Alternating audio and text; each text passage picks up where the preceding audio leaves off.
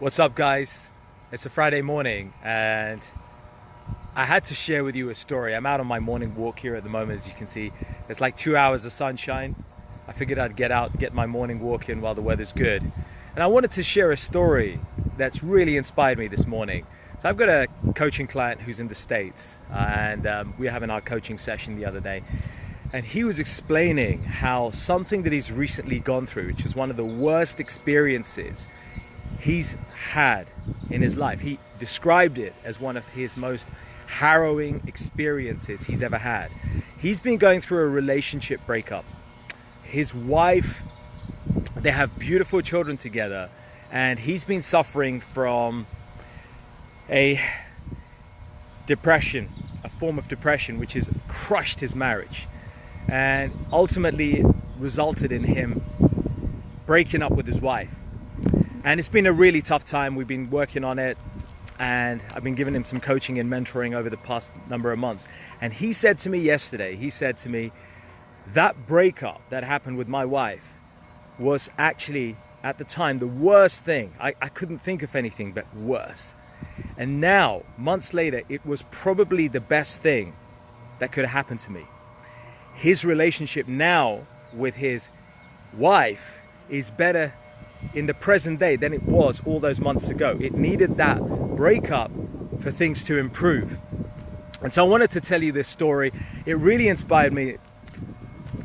It reminded me of the story, right? So there was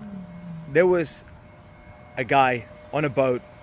He was the lone survivor of a shipwreck, of a huge shipwreck. Lone survivor wakes up on this deserted, desolate island. There's no people, there's nothing there. Shocked and stranded, absolutely worried out of his mind, he started looking, circling the island to look for a boat. There was no boat. He looked up in the sky, thought to look for planes. There were no planes. He kept doing this for days, and then ultimately resigned himself to the fact that there are no boats, no planes, and he's stuck on this island.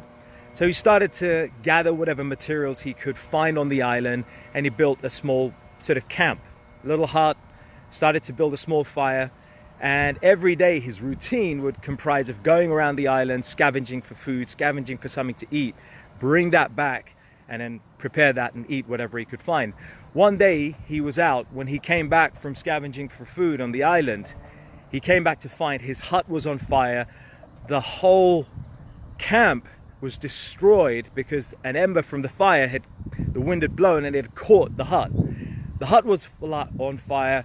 Black smoke was billowing in the air, and the guy fell down to the ground. He was completely exhausted. He thought that was it. His life was over. There was nothing. That right at that point, he felt completely dejected. His hut's gone, black smoke in the air, and he just thought they couldn't get any worse. And dejected, he just collapsed to the ground. The next morning, there was a boat that had come and anchored itself on the island, and there was a lifeboat coming to catch him. So he was going to be rescued, right? So when he met the captain, he asked the captain, what I've been searching for 5 months. No boat, no plane, no nothing. How did you find me? The captain said, oh, well, I saw the smoke from your fire and it brought me over. So you see, folks, sometimes we may feel that what we're going through right now is the worst thing that could happen. But actually, that thing that is a tragedy right now may become our savior. The thing that we think means our life is over might be the catalyst that helps us to make a change in our life that we weren't doing for years. So think about where in your life, maybe there's something you're going through right now, and maybe you're suffering much more than you feel you should for what's happening right now. But maybe that thing is the catalyst to a transformation, like it was for my coaching client in the States, like it was for the guy on the desert island. Think about what you've got. And remember this thing from the Vedas. The Vedanta says, sometimes that which is truly happy becomes poison in the end, and that which is bitter becomes nectar in the end. Think about this in your life and share if you've got something that you're going through that has become or is slowly becoming the thing that's going to save you, that's going to catalyze you. Think about that. It did for me when I decided to leave corporate and be a coach and do all these other things that I'm doing, a speaker and a consultant. I thought, I'm crazy and maybe my life's over. But I'm not looking back. The sun is in my face. I'm my own boss. I have this. I'm a happy guy. Look at this smile. Think about it. Peace out. Namaste. Have a good Friday.